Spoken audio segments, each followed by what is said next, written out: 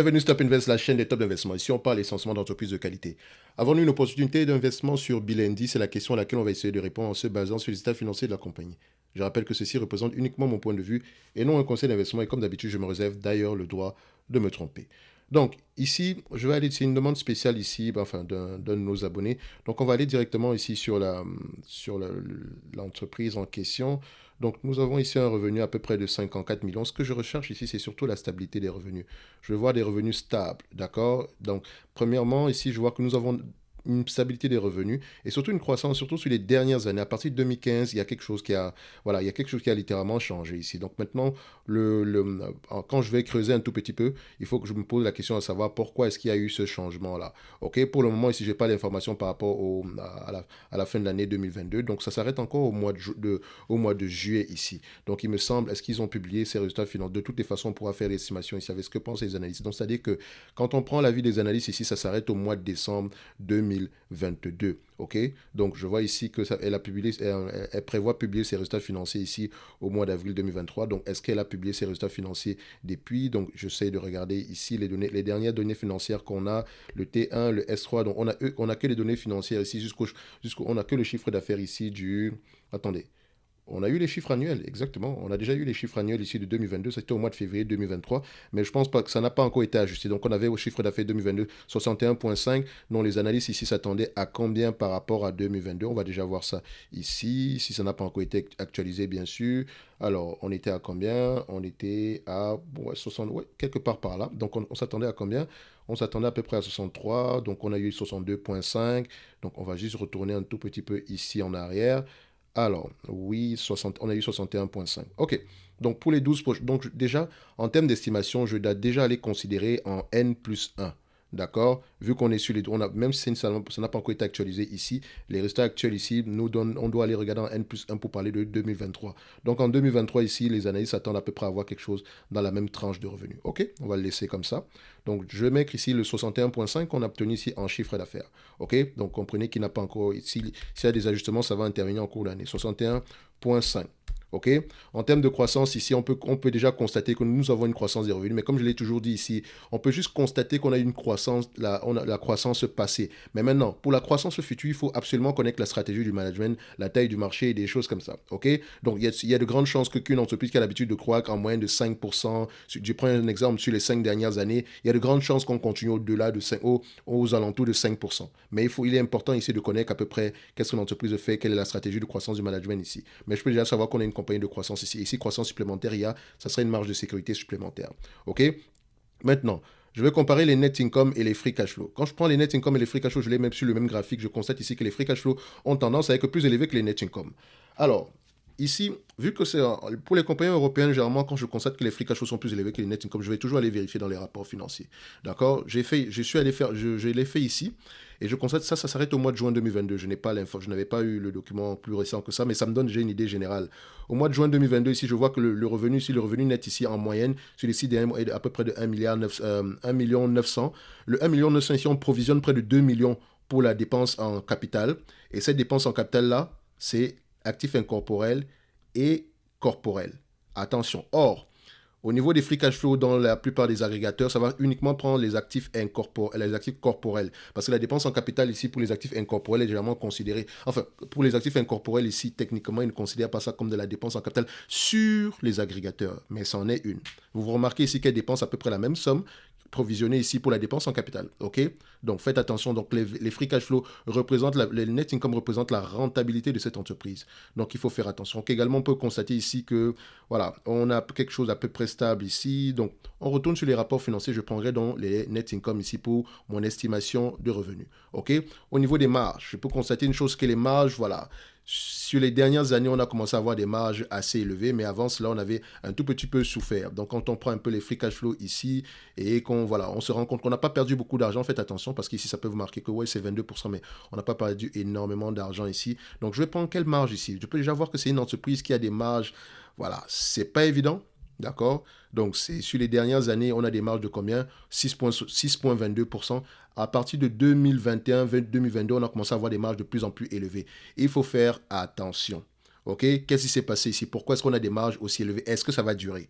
Donc, moi, ici, je sais que sur les 5 dernières années, on a au moins 6,73%. Si on a plus que ça, tant mieux. Et je vais prendre des marges de 6,73%. Maintenant, si l'entreprise peut garder des marges supérieures à 6,73%, tant mieux. Mais il faut absolument lire les rapports financiers pour avoir cette information-là sur la pérennité des marges. Parce qu'on peut également avoir un nouveau paradigme ici. OK? Mais je prendrai les marges que j'ai eues sur les 5 dernières années. On va déjà le garder comme ça. OK? Donc, sachez ici que je suis déjà si les marges actuelles sont durables, je suis déjà en train de sous-évaluer la compagnie. OK? Donc, ne l'oubliez pas. Maintenant, en termes de nombre d'actions ici, qu'est-ce qu'on a? Le nombre d'actions ici, je veux regarder la stabilité ou la croissance. Donc, on a plutôt une stabilité. Au mois de juin 2022, bien sûr, on a peut-être 4,7 millions d'actions. Quand je prends sur les 10 dernières années ici, c'est très stable. 4,7 millions d'actions, même si on était à 3,4 millions d'actions ici en 2016, donc il faut faire attention pourquoi est-ce que ça a augmenté. 4,7, si d'ailleurs l'information est véridique, d'accord, 4,7, parce que sur les petites compagnies ici, au niveau des agrégateurs, il faut souvent faire attention. OK? Donc, au niveau des PER, vu la taille de la compagnie, je vous dirais que je paierais entre 15 et 17 fois les bénéfices pour cette compagnie-ci. OK? 15 et 17 fois les bénéfices. Également, il faut prendre en considération qu'on a une certaine croissance. On peut également aller voir ici que combien est-ce que le marché paye généralement pour ce genre de compagnie ici. Donc, je prends price. OK. Voilà, on met ça là. Donc, je ne le mentionne jamais, mais un like, un abonnement, ça fait toujours plaisir. OK. Donc, on revient ici sur la médiane. Au niveau de la médiane ici, 25 fois les bénéfices. Non. Sur les 10 dernières années, on paye 25 fois les bénéfices. Sur les 5 dernières années, on paye 25 fois les bénéfices. Les amis, vous pouvez payer 25 fois les bénéfices ici, hein, si vous voulez. Mais comme je l'ai dit, c'est une petite entité. D'accord? Sauf si la croissance est vraiment très élevée sur les dernières années. On a un nouveau paradigme ici. Ça pourrait justifier ce niveau de revenu-là. Ce niveau de PER-là. Donc, en prenant des PER ici de 25, je vous assure que je suis trop gentil ici. Donc, je prendrai des PER. Je prends 3 hypothèses de PER et je vous dis que je préfère garder l'hypothèse aux alentours on ne peut même pas 3. Je ne vais pas faire ça jusqu'à 3. Je vais garder. On va prendre le 15 et le 17 ici. On va juste garder ça comme ça. Donc, 15 et 17. Donc, je vais mettre ici à X. Excusez-moi. À X17 et X20. OK? Donc, voilà. On prend ça. Égal. OK. Donc, qu'est-ce qui nous manque ici comme élément? Donc, il nous manque ici la dette. La dette. Le marché paye 25 fois les bénéfices ici. Hein, donc, je vais prendre ici, voilà. Comme je l'ai dit, on va prendre ici X17 et X25. Mais je vous ai dit ici que je ne suis pas très confiant pour le X25. Je vous aurais dit c'est trop pour la taille de cette compagnie ici. Mais peut-être également, ça peut être justifié par rapport à la croissance qu'on a connue sur les dernières années. D'accord? Faites attention. OK? Donc, parce que la croissance va avoir tendance à ralentir, on va avoir tendance à se retrouver avec des petits PER. Donc, il faut vraiment faire attention ici. Donc, on y va. Qu'est-ce qui va nous manquer encore comme élément?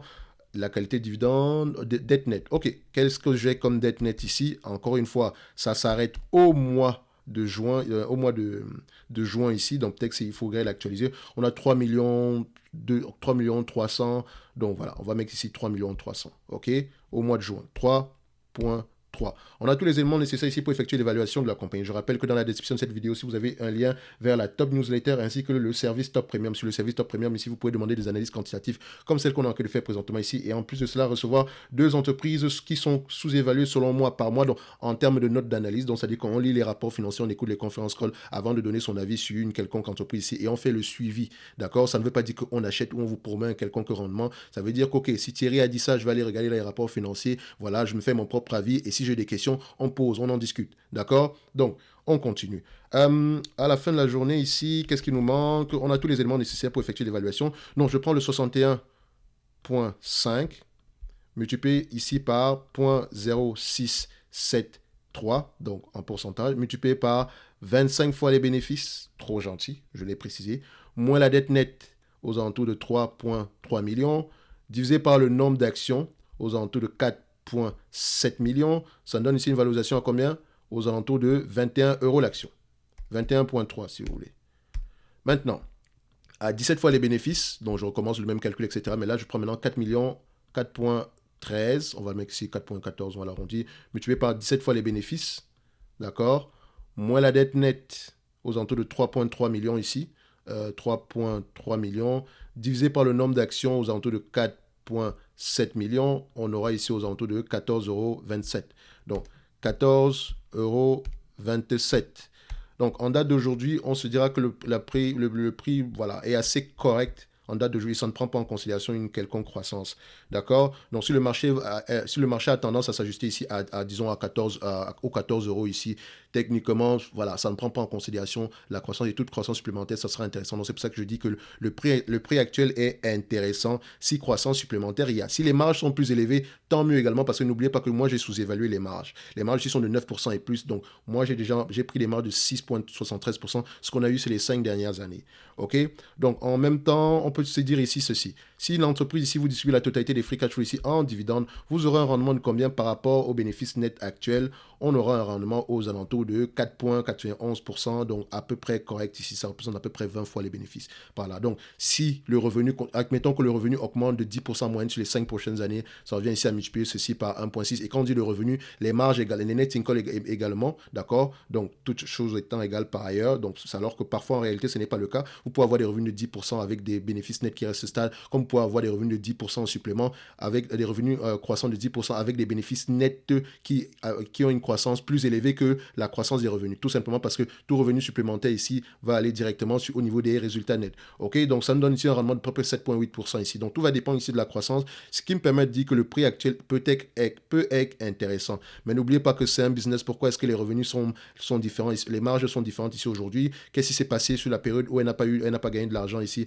dans les années 2016-2014 ici? D'accord? Donc, pourquoi est-ce que ça s'est passé? Il faut aller regarder. Pourquoi est-ce que ça s'est entre 2012 et 2014? Pourquoi elle n'a pas gagné d'argent? Qu'est-ce qui s'est passé, etc. OK? Pourquoi est-ce que les marges sont élevées ici? Et d'où est-ce que va provenir la croissance? OK?